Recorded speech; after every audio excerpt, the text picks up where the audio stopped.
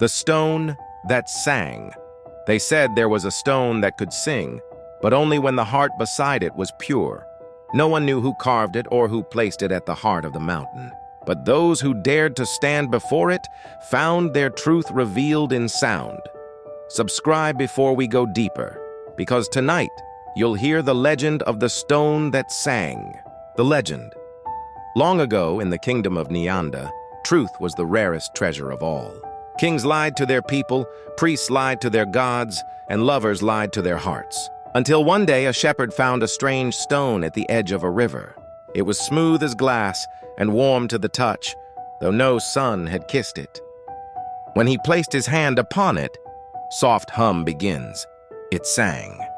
Not words, but a sound, pure, clear, alive. The villagers heard it and fell silent. And the old one said, "The gods have given us a mirror that speaks truth." The test's word spread quickly. They called it the stone that sang. People came from far and near to test it. Merchants, soldiers, nobles. Each would place a hand on the stone. If their heart was clean, the stone would hum with a gentle song. If their heart was stained with lies, it stayed silent.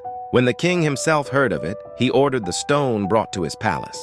He stood before his people and said, "King," booming voice, "if this stone truly speaks truth, let it sing for your ruler." The crowd waited. Nothing, no sound, no song, only the wind whispering through the courtyard. The king laughed bitterly. "Superstition," he said, but the people saw the fear behind his smile. The girl and the stone years passed.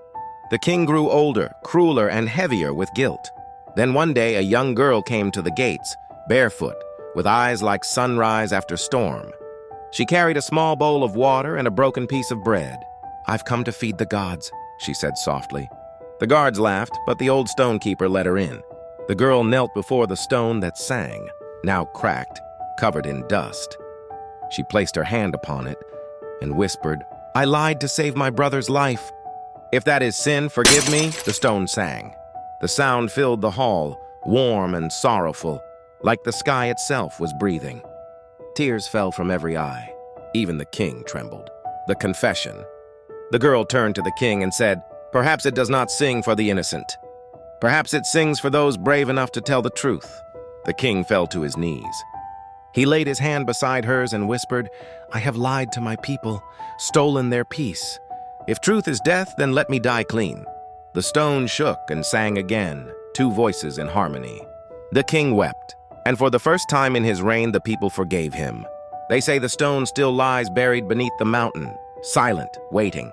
And once in a lifetime, when a pure heart passes by, it hums softly, like a heartbeat under the earth. Because truth is not about being flawless.